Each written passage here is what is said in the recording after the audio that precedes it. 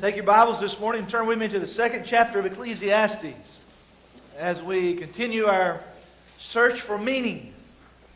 And that's what the book of Ecclesiastes is about. It is one man's search for meaning. As you find your way there, I kind of got to confess this morning something to you. I confessed it to the deacons this morning, and I just might as well put it on the table with you. You know, we moved the clocks back an hour and woke up this morning, and there was frost on the windshield, and it was cold. When the clock went off this morning, all was showing was my nose outside the covers. And I thought, you know what, I'll just call in this morning. I mean, what are they going to say? Y'all call in, right? What are you going to say? I'm just joking, all right? This morning we're going to continue our search for meaning. I've entitled this series, Without Him, All is Meaningless. But really what we're seeing is one man's search for meaning in life. And today we're going to look at number one of 6 conclusions. As you go through the book of Ecclesiastes, there are 6 conclusions that Solomon comes to. And I want to stress this as much as I know how.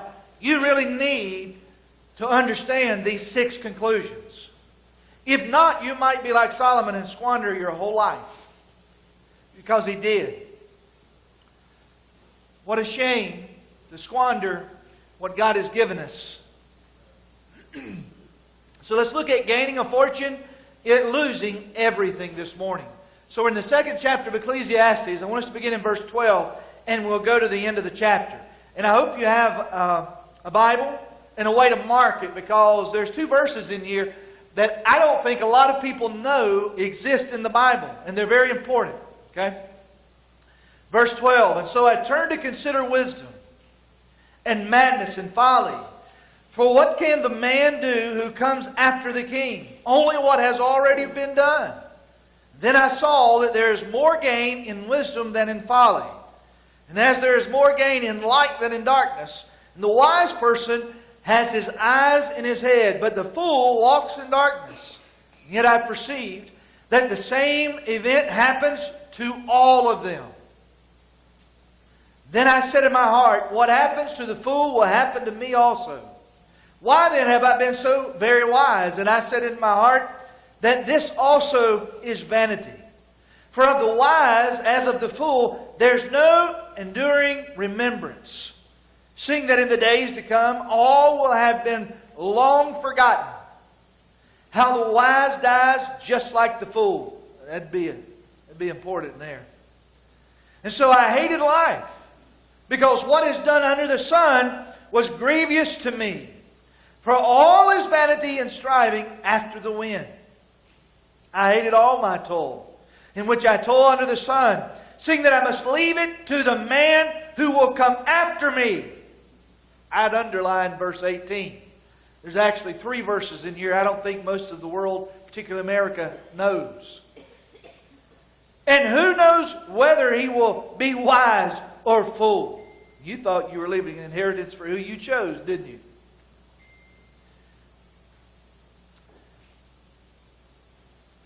Yet he will be master of all for which I toiled, and used my wisdom under the sun. This also is vanity. So I turned about and gave my heart up to despair over all the toil of my labors under the sun. Look at verse 21. It goes with verse 18.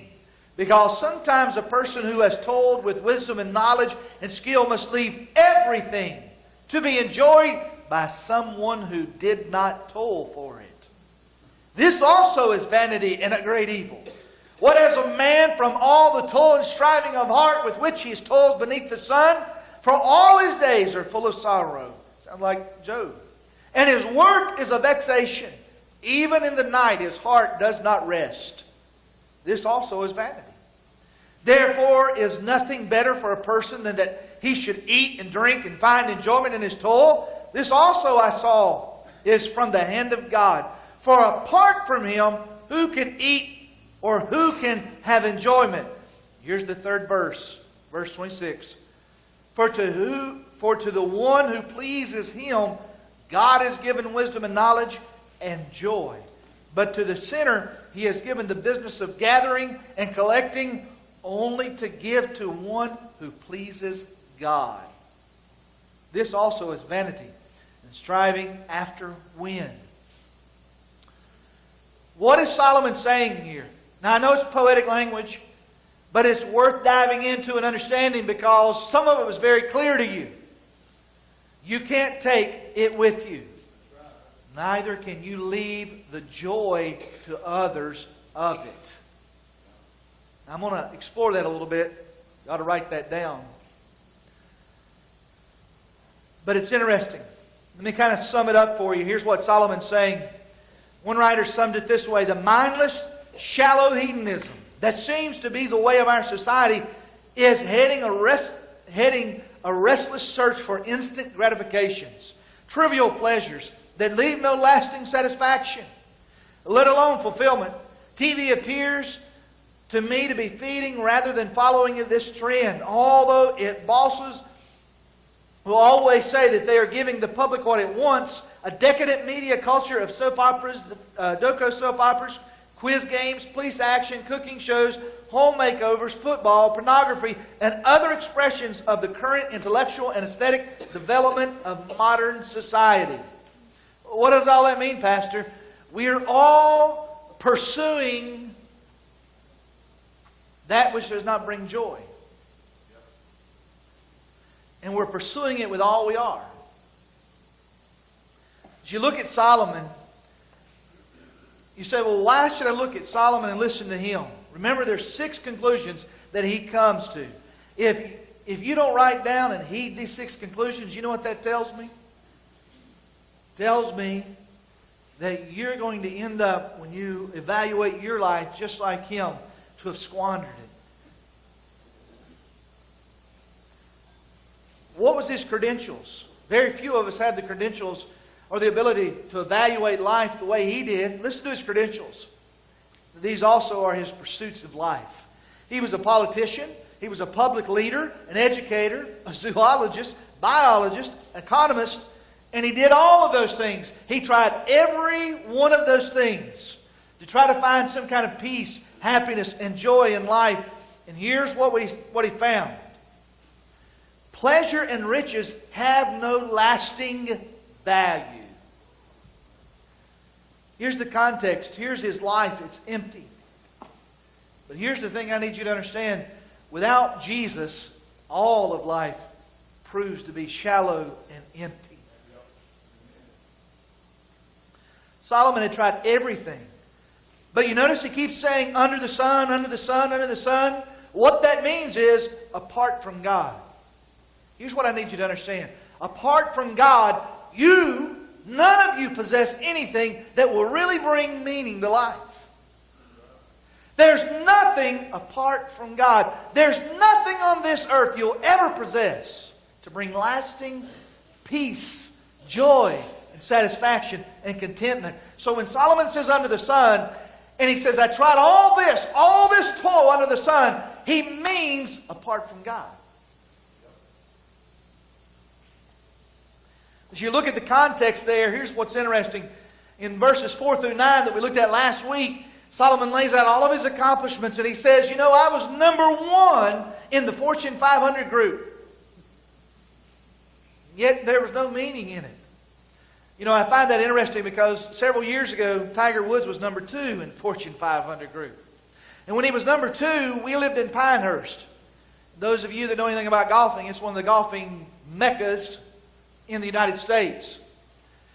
And when the PGA would come to town, everybody would rent out their homes for the week. Tiger would always come to town, and we know this because of living in that community, and he was at the top prime of his career.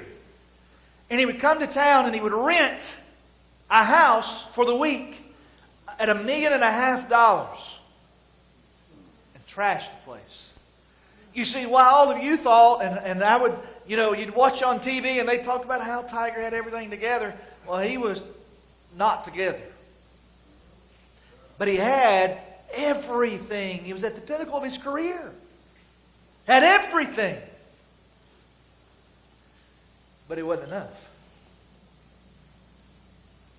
Just wasn't enough. Tiger, like Solomon, had everything and yet found nothing. in what he had.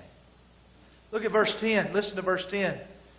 And whatever my eyes desired, I did not keep from them. I kept my heart from no pleasure, for my heart found pleasure in all my toil, and this was my reward for all my toil. We really, truly think that's the key, don't we? We think over the hill, right there, if I could just get right there, or just get that, or just come to this level, then I'd be happy. Right? Honestly. If I had the right job, if I had the right car, if I lived in that address, if I had the right spouse, then I could be happy. Solomon is an authority on life. Here's what he says. He says, knowledge, passion, sensual pleasures. He tried all this. He had incredible legacy. Anybody have a city named after him? Not your namesake, but you. He did. He had cities. He had an incredible legacy. He had incredible amounts of wealth.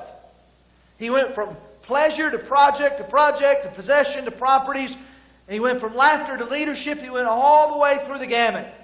He went from being on the top of the world to utter despair. When one forgets to acknowledge the one who gave them their riches, they lose all meaning. You know, many people, week to week to week, think, if I could just land this job, if I could just have that house, if I could just drive that car, my life would turn around and change. I'd be happy. You want me to tell you just how sick our human nature is?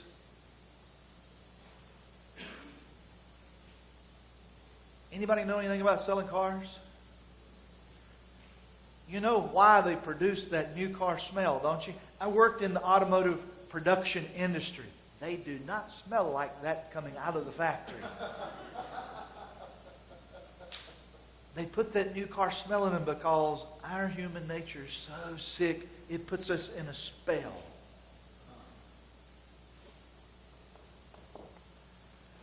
They feed off of our weaknesses. They know that we think, if we could just have that car, all my life would be great.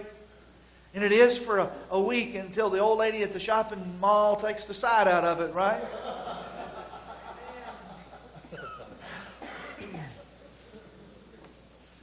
Solomon says, not so. I want you to listen to this. If you don't get anything else out of this sermon, you need to listen to this. Solomon says our sight and our desires were impaired. Can I ask you a question this morning? What are you really, truly pursuing?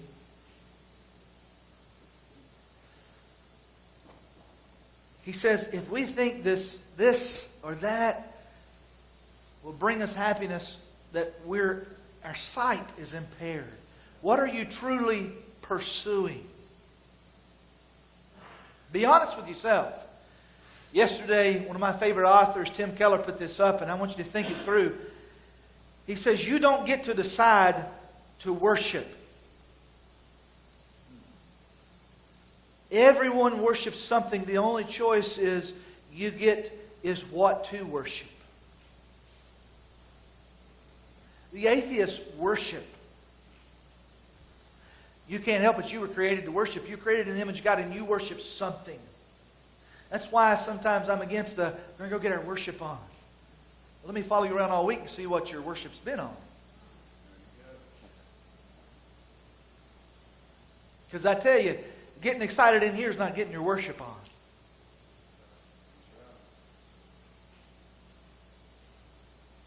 You all, every one of us, worship something. You can't help but worship. But here's what I want you to come face to face with is, what is it? And that is, let me help you answer it, because you need to answer it. It's what you're passionate about.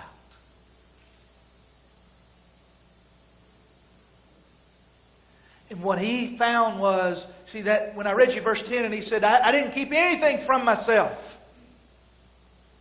Ooh, that ought to have been the first warning flare, been shot off, that God was no longer the one he was worshiping.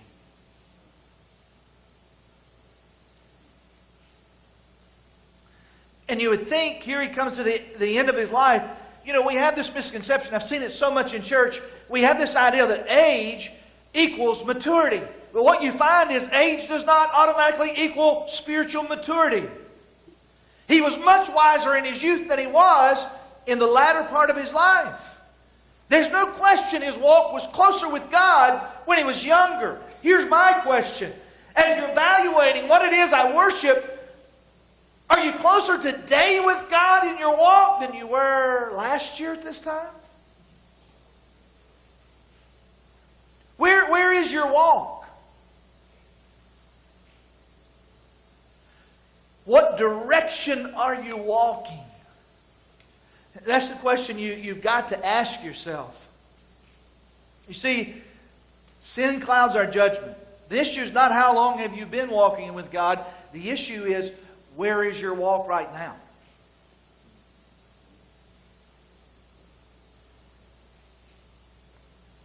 There's a good indication of what your passions are, of where you're walking, what direction you're walking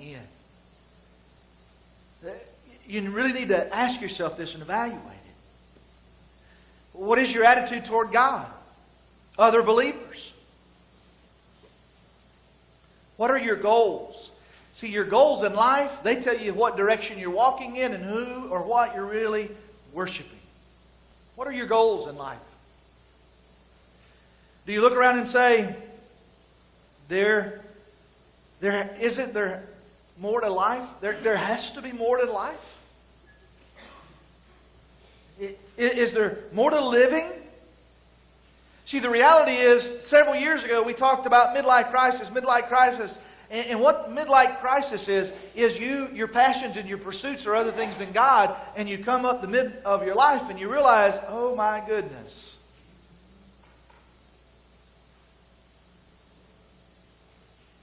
See, Solomon here is going from one phase of life to the other.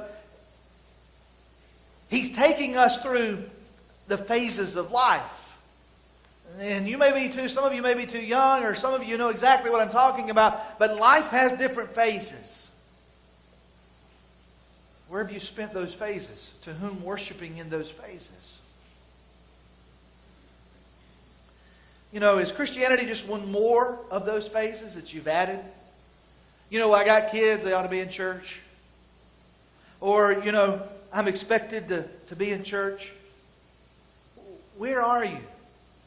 What are your passions? Solomon here speaks to all of his wealth, and he looks at it. He lists for us in the first 11 verses of chapter 2 all of his wealth. You know what's interesting is he has everything, and we think that the more we have, the better job we have, the better education we have, that will bring security. Security in and of itself is one of the greatest idols America worships. And he has all this. And he says, I can't sleep at night. You know what? I pondered that. I pondered it all week. And this morning I got up and I looked at it again and I thought, you know what? Now listen closely. For those that pursue other passions other than God, there's no more security than having a mansion on the hill and the title to it, than there is having a home down here in anywhere you want to put in Seneca and still owing a mortgage on it. There's no more security in either one.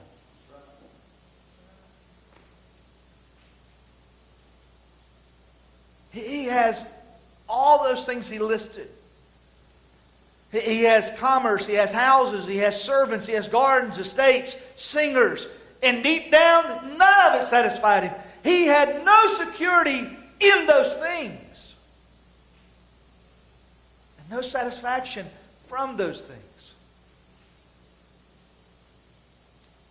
Think about that for a second. Verse 12, Solomon says, I turn to myself to behold and I considered all these things. I looked at them. I thought through them. Do you know what he's doing? You know what he's saying in verse 12 when he says, I turned myself to look at all these? He's taking inventory of his life.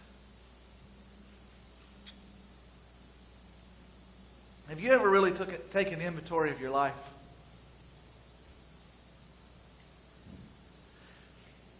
Look back at your life. You know, the different phases of life he's describing. As I'm in a different phase of life, I look back at some of the other phases of life, and I realize all that I gave to those phases of life, all that I sacrificed in those phases of life, I think, God, what a waste. Well, what Solomon is saying is, before you get through the next phase of life, stop wasting life. Stop. Because he's telling you he's gone through all the phases of life and he's taken inventory, and he said, God, I wasted it all. Don't waste it all. Because that thing you think you've got to get to, that if I could just have it, or that person, or this, and it'll bring happiness. Your pursuits, your passions don't lie. You may lie to yourself, but they don't lie to you. He said, I thought if I could just get there. And he's looking at it and he's taking inventory in the certainty of death. You all realize you only have so much life to live. We're all going to die. And here's his conclusion. He says, what good is all this smarts and money if you're going to die and leave it, and then it's all for nothing? See, death is the obvious fact of life. A novelist wrote this: philosophy is no other thing than for a man to prepare himself to die. You know what Solomon came to a conclusion of? See, I want you this morning to take inventory of your life. Solomon said the only person prepared to die is the person prepared to live. Or you could say the only person prepared to live is the person prepared to die. How many of you are really prepared to live? The answer is, are you prepared to die? See, that's the key to understanding what Solomon said today. At the end of his life, after he squandered his whole life, he looks back and he begins to see, I've got to stand before God and give an account. All those phases in life you squandered and you thought, well, it's just gone. No, you have to give an account for that. The closer you get to the end of the clock, the more that becomes real to you. You can ignore it in your youth, but the closer you get to the end of the clock, the more you cannot ignore that. So I want you to see just several things here this morning, quickly. Number one, life consists of more than careers. He's evaluating his life. See, America's attitude towards success is this: materialism and career is top dog. You've heard the country song, right? I'm going to be somebody someday. Right? And that's that's the driving factor behind most of us. I'm going to be somebody when I achieve what? What is it you think you got to achieve before you're going to be somebody? Don't look at me. What is it? Write it down. I want you to take an inventory of your life. Solomon thought when he brought peace to Israel, he'd be somebody. Because he was matched up against his father David. He thought when he outdid the last revenue reports, he thought he'd be somebody. When he conquered this mountain or this hill, he'd be somebody. But all he found was disillusionment. So what the U.S. News and Report tells us. Today, work dominates American lives as never before. As workers pile on the hours at a rate not seen since the Industrial Revolution, many workers are left feeling insecure, unfulfilled, and underappreciated. It's no wonder surveys of today's workers show a steady decline in job satisfaction. People are feeling crushed. I want you to take inventory for a second. I want you to imagine, as I was going through this study, I read this story. It's not necessarily a story, it's more of an evaluation tool to help you take inventory. And it did me. Imagine you're in the office in a cubicle, or you're in a factory and you're on the line and there's a guy beside you, or in the office there's a person beside you, or there's someone, you have a co-worker, and wherever your job is. And you both die. So they take both of you to the mortuary. They place both of you in caskets, and your caskets are there beside one another. And there's no distinguishing between the two of you. Look up here. There will be no distinguishing between the go-getter and the slacker.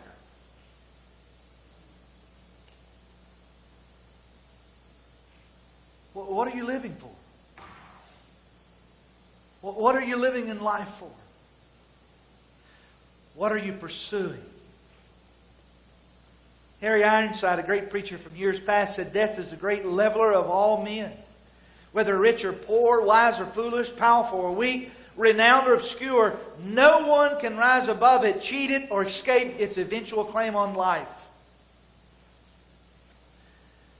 Solomon says, "The wise and the fool will both die." Can I ask you another question? Remember the story in the mortuary? Which person will you be? The wise or the fool? Which one?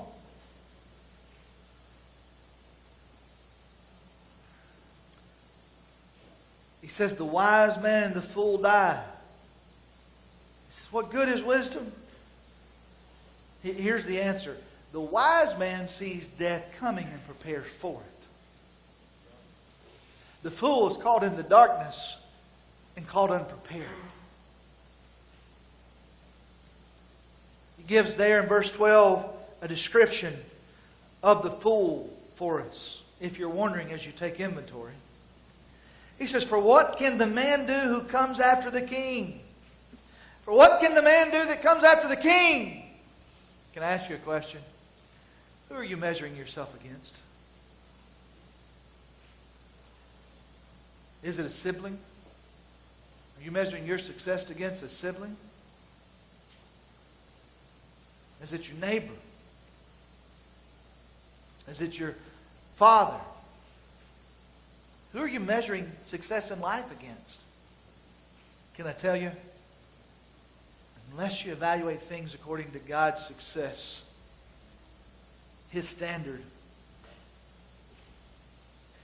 that house that we sacrificed so much for, remember, Solomon had the title to his.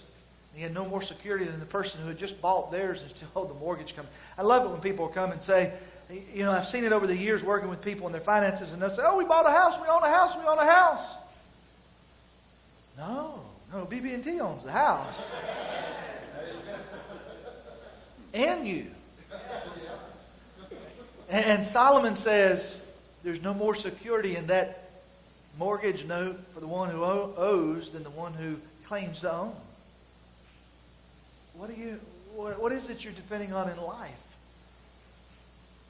For security, for happiness. Voltaire said, "I hated life, yet am afraid to die." You see, what is he doing? He's evaluating life under the sun. What is life under the sun? It's everything apart from God. There's nothing here that you can chase that's going to bring you what you're looking for. Secondly, life consists of more than Wall Street. What is Solomon saying? He says, build what you want. Build whatever it is. Save what you want. Put it away anywhere you want. Put it in stock market. Put it in real estate. But when you die, your grip is released from it. Then what? Then what?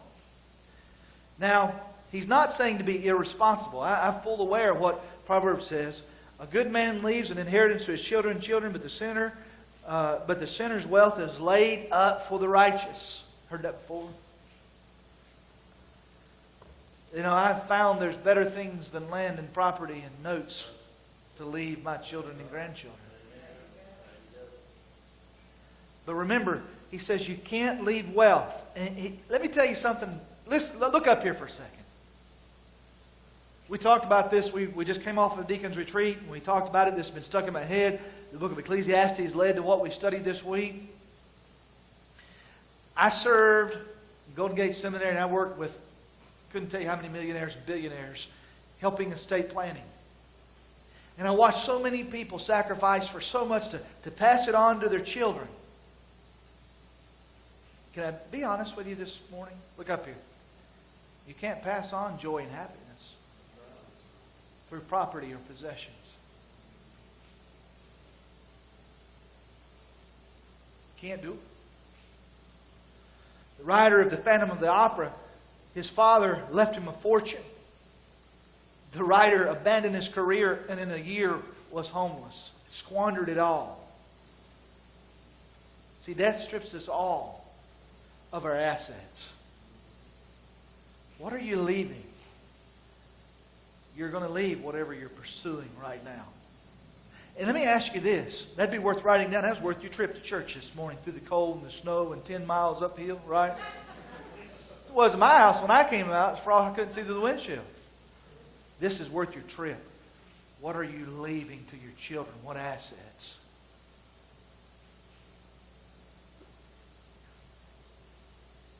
You can't leave joy in things. Can I tell you how to answer that question? You're leaving them whatever you're pursuing right now. Let me ask you another question. Look up here.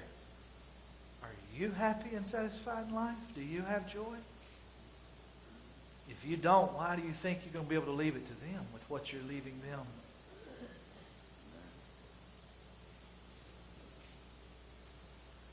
See, that's the conclusion that Solomon has come to as he's evaluating his life. It's the reason Paul said in Colossians, he said, our affections should be on things above rather than the things below. We ought to be on the things above the sun, not under the sun. What's going on here? Solomon has an innate knowledge of accountability. Look up here. You have it too. You have an innate knowledge of accountability. And the closer you get to God, meaning the end, stronger it gets. What do you mean, preacher? I mean, Hebrews 9:27. And just as it is appointed for man to die once, and after that comes judgment. Solomon has come to the point where he says, I've got all this, but I can't take it with me, and I can't even enjoy it now. He said, I can't be happy unless I have it. And I can't be happy because I might lose it. Let's all be transparent for a second. Let's just stop lying to ourselves for just for a brief minute. I'm not going to do the preacher thing, put you on the spot, raise a hand or nothing like that, okay? So you breathe. But be honest with yourself for a second.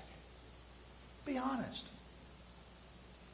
We can't be happy because of what we don't have. Right? It's America by and large. So not me, preacher. Let me see your credit card bills. Let me see your debt ratio. See, you don't have to have $1 million in the bank to be pursuing the wrong things. And yet, we aren't happy because of what we do not have. We can't be happy because of what we have, or we can't be happy with what we do not have. Listen to what David wrote in Psalms 49. For he sees that even the wise die, the fool and the stupid alike must perish and leave their wealth to others. Oh, so sad that Solomon's father had given him this lesson. Their graves are their homes forever. Their dwelling places to all generations, though they called lands by their own names. Man and his pomp will not remain. He is like the beast that will perish. This is the path of those who have foolish confidence. Yet after them people approve of their boasts. Like sheep they are appointed for hell. Death shall be their shepherd, and the upright shall rule over them in the morning. Their forms shall be consumed in hell, with no place to dwell. But God will ransom my soul from the power of hell, for He will receive me. Be not afraid when a man becomes rich, when the glory of his house increases. For when he dies, he will carry nothing away. His glory will not go down after him. What we have, none of it is ours. It's all His. And if you cannot understand that, you will never find peace in anything. No, not 10% is God's. All of it is His. And we're going to give an account for everything we pursue. Listen, God's not interested in filling His coffer. He's interested in you worshiping Him. And you're going to give an account for your time, your talent, and treasure. Listen to verse 17. So I hated life because what is done under the sun was grievous to me. For all is vanity and striving at the wind.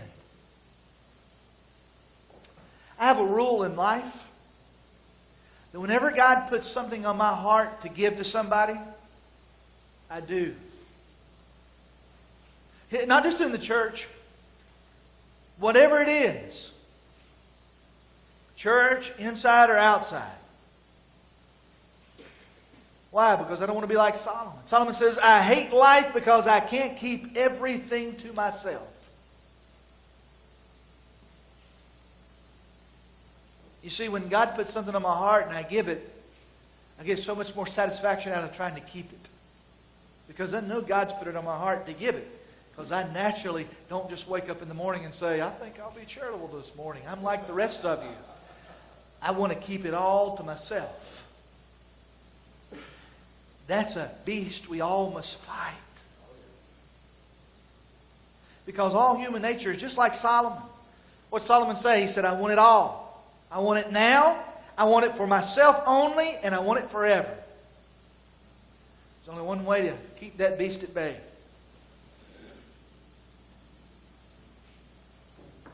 To realize none of it is ours. What's the result? He says, I hate life. He touched on something here. You and I are created for one thing and one thing only. One thing. To follow and serve and to worship God. You know what's interesting is I talk to people all the time and they'll say, well, preacher, I don't have much time to serve anymore like I used to. Won't be long. You say, well, what job, a career? I'm this and that and this and that. And almost without exception. You see, those same people that I'm talking about, they're at another church, not this one. But I preached similar sermons to them and said the same thing I'm saying to you, so be aware. And they'd say, I just don't have the time to serve like I used to. And it won't be long until they come up and say, you know what, preacher? I'm so miserable. And I just can't put my finger on it. They sat where you sat and listened to the same things. God's just not as real to me, preacher. He's just not as enjoyable as He once was. Where are you going? Well, I got to go, work. I got to give more time to work. I got to build my career. I got to build the nest egg. I got to do this. I got to pursue that. They're doing exactly what Solomon was doing here. Walking further and further and further away from God. Wondering where their peace and the presence of God had gone. The ability to enjoy what God has placed in our hands is when we place it all back in His. The people I'm talking about, not any of you. But those people I'm talking about, they'd be better off if they'd sell their businesses, quit their jobs, live under a tent in the woods. Because all that they acquired, and there's not the presence of God in one room in those houses they pursue. no peace in any of those cars they sacrifice so much for. Destroys their children all that they gave him to pass on.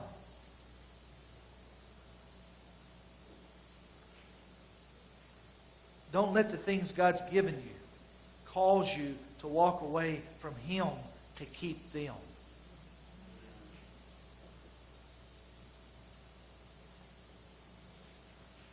He says, all that I've worked for, verse 17, stealing my joy. The greatest thing you can do is release it back to the Lord. You know, if we've been stingy, may God take it all. Because of an amputation like that, it may be the best thing we need to save our spiritual lives. He says, as he lists again there in verses 18 through 20 as well. And he says, now I've come to hate it. Why? Because he had spent his life, keyword spent, his life pursuing the wrong things. And he said, all I have to show for this life is wealth. There's 3 reasons that's wrong. And it never works. Number 1 is you can't keep it. Listen to this. Money is simply a medium. And unless it is exchanged, it's useless. A writer in the Wall Street Journal called money an article which may be used as a universal passport to everywhere except heaven. And as a universal provider for everything except happiness. You and I are stewards. And you will give an account, and I will give an account one day for every penny. Number 2, you can't protect it. You can't protect it. What if someone squandered my estate? That's what Solomon's saying. I can't sleep. What if somebody squanders my estate? His son did. Short time. Rehoboam squandered everything he had. And if you don't release it, here's the 3rd reason you'll find no pleasure in it. You can't enjoy it as you should. If your life exists primarily of what you do have or what you don't have, your life is miserable.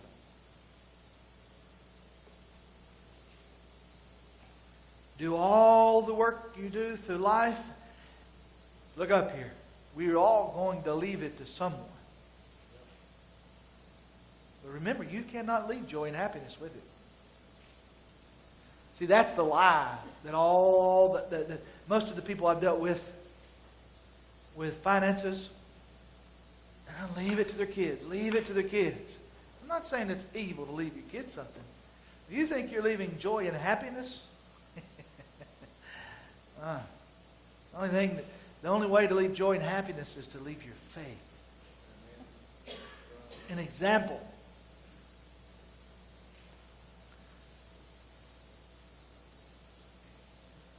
And he tells us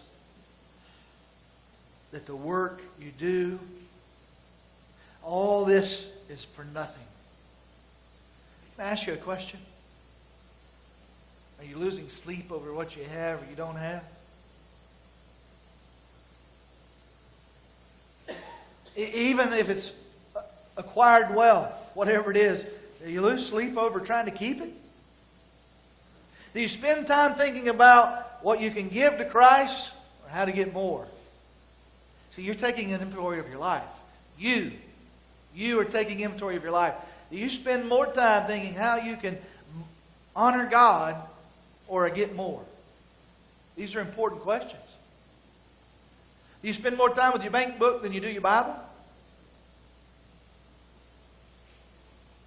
Or on the computer, because I know bank books are a thing of the past. But these are the way you take inventory of life. You see, we used to add up in the bank book and figure out how much money we had. Now we just look at the computer and it tells us how much is left. Well, this is the way you really realize in life what's left. By answering these questions, taking inventory of life. 3rd thing is this. Life consists of more than we've made it. Listen to the New Living Translation of verse 24. So I decided there is nothing better than to enjoy food and drink, to find satisfaction in work. And then I realized that this pleasure is from the hand of God. For who can eat or enjoy anything apart from God? God's got to be the center of everything. He's got to be the center of your bank account, of your possessions. If you care anything about God, you're asking the question this morning, well, how can I know that He is, preacher? I want you to do an exercise with me. You're not voting, okay? I want everybody to do this. Take your hands and put them out here. Now get comfortable. Put them short. Don't have to stretch them out. Are they open or are they clenched? Now keep them there. I want you to think through some things with me. God asked you to sell your home this morning. Would you? Look up here. I'm not asking you to sell your home. I'm asking you, if God asked you to sell your home and give it to Him, would you? Now, you're thinking, well, that's just preacher talk. He ain't going to ask me to do that. He's asked us to sell ours several times. Why are you any better than I am? If God asked you to sell your home, would you? If God asked you to sell your car, now I see you, you're going, see, that's the answer. Before God, not me.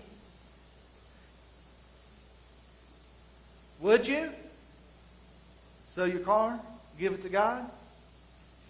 Remember your hands.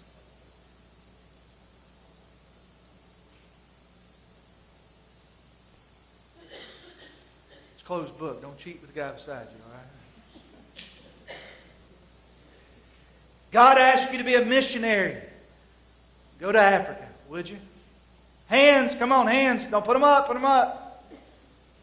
Would you? Open or closed? Hey, by the way, there's no more call on the guy that goes to Africa to reach people of the lost than there is for you to reach people in Oconee County. You are a called missionary. But if He asked you to go to Africa, would you? Look down at your hands. You see, if your hands are open or closed, yes, I would, God. All that I have is yours. Or nope. That's where your heart is. It's open to God or it's closed. Let's go back to the house, the touchy subject. If God asked you to sell your house and give it all to Him, would you? Let's ask it this way. Those of you that are going through the home group, and if you're not, you're missing a ton. He may not be asking you to sell your home. He may be asking you to open it up to your lost neighbors on a regular basis. We took these home groups, and the ideal was not for them to be a grace thing. The ideal was for you to invite your lost neighbors. We've gotten way off track. It's just us, our clique, and no more. Look at me for a second. Got your hands up? God asks you to open your home on a regular basis to the lost neighbors. Would you?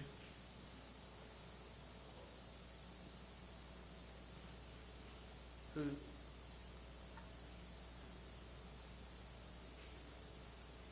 See, you can fake and push through all the other questions I've asked from this. You can put your hands down. You can fake and push on through all the other questions I've asked from the beginning of the sermon, but you can't that one. You can't. It tells the story of whose stuff it really is and who you're really pursuing. You say, golly, preacher, why are you being so ugly this morning? Wasn't it enough it was cold this morning and I came anyway? I'm telling you, you don't want to get to the end of your life and look back like Solomon and say, my God, all of it was for nothing.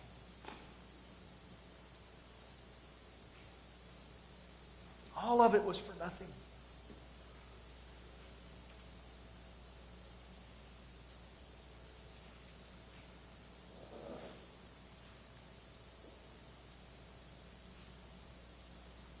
There's so much more there. But you need to evaluate whom you're truly worshiping. This tells the tale. Would you bow your heads this morning? I've got my hands up here like this morning open.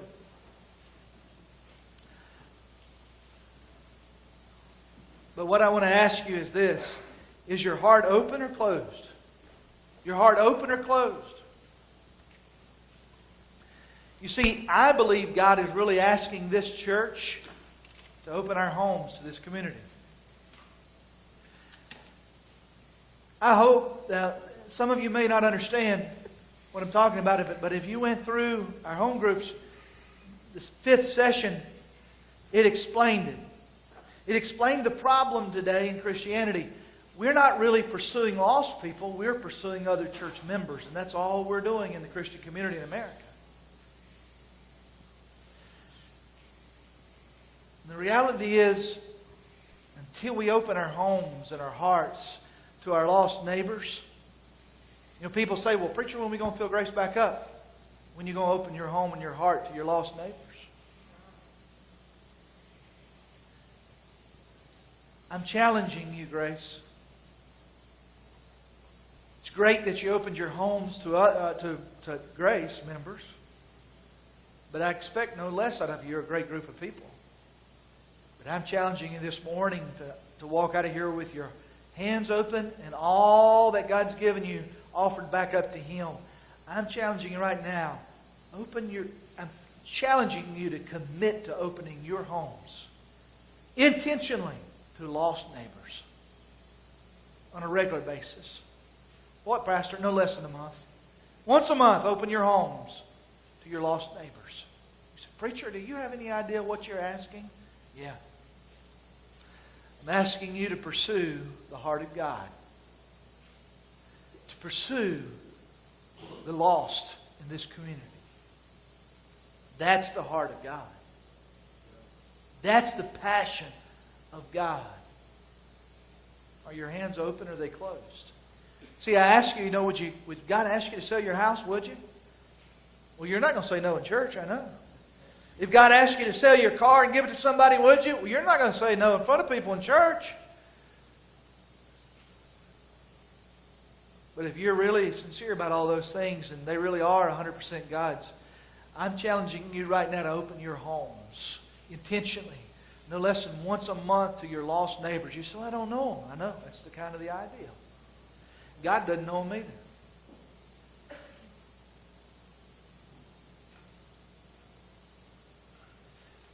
And the reality is, I'm not being ugly, but if you pursue these things which are God's heart, you won't have to look back and say, oh my God, all my life was spent on nothing. Nothing. Your life will have counted for something. Father God, into your hands